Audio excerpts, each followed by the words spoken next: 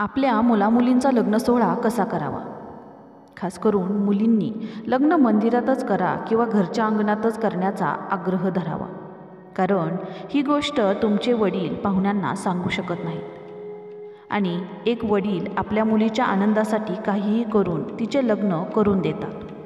विचार करा मुलींनो, आपल्या वडिलांनी नोकरी किंवा व्यवसाय करून कष्टाने कमवलेल्या लाखो रुपयांचा चुराडा 24 तासात होतो. ते कसे ते पहा. आजकाल मुलाकडची एकच मागणी असते की लग्न चांगलं करून द्या. या 3 शब्दांचा खर्च कमीत कमी 3 लाख रुपये इतका होतो. कार्यालयाचे भाडे किमान 1 ते 1.5 लाख रुपये व केटरिंगचा खर्च वराडी आले की श्रीमंत पूजन किंवा हळदीच्या दिवशीचा चहा नाश्ता, लग्नाच्या दिवशीचा सकाळी चहा नाश्ता व जेवण याचा किमान 1.5 लाख रुपये. फोटोग्राफर 25,000, 25 ब्युटी पार्लर, सोनं कपडा आहेर इत्यादीचा खर्च तर वेगळाच, फक्त तेही 24 तासांकरता. आदल्या दिवशी 5 वाजता कार्यालय ताब्यात मिळते आणि दुसऱ्या दिवशी 5 वाजता कार्यालय सोडावं लागतं. आईवडिलांची आयुष्यभराची कमाई 24 तासात उडवली जाते.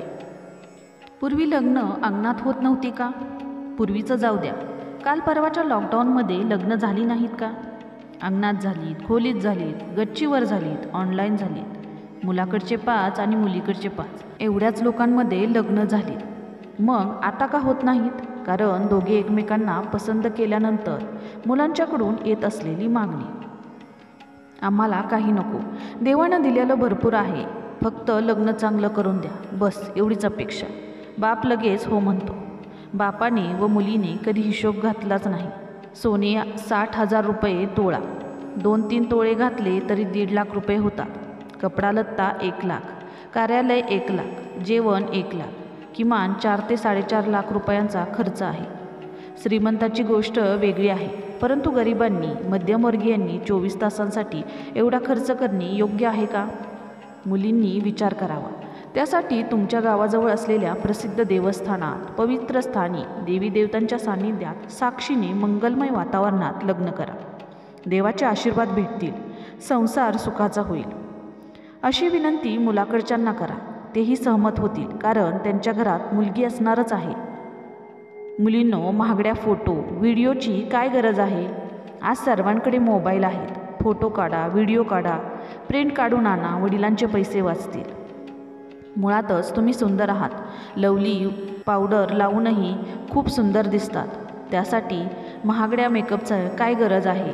तुम्हाला भेटण्यासाठी, बोलण्यासाठी नातेवाईक, पाहुणे, मित्र आलेले असतात आणि तुम्ही एका खोलीत ब्युटिशियनसमोर तासनतास बसलेले असतात.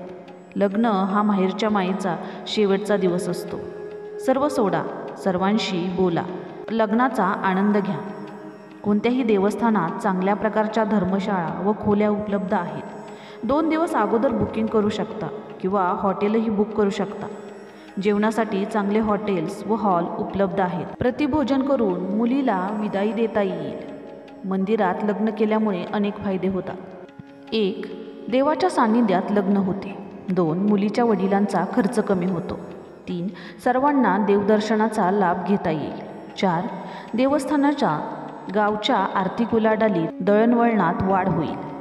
पुणे, मुंबई, नागपूर, छत्रपती संभाजीनगर, कोल्हापूर अशा मोठ्या शहरातल्या मुलींच्या पाल्यांनी जवळचे देवस्थान, पर्यटन स्थळे, गडकिल्ल्यांच्या ठिकाणी आपले लग्नकार्य लाभावे. म्हणजे सर्वांना त्या ठिकाणचे महत्त्व कळेल, तीर्थक्षेत्र पाहण्यात येईल. तर तुम्हाला कसा वाटला हा व्हिडिओ? तुम्हाला जर व्हिडिओ आवडला तर व्हिडिओला लाईक आणि चॅनलला सबस्क्राईब नक्की करा. धन्यवाद.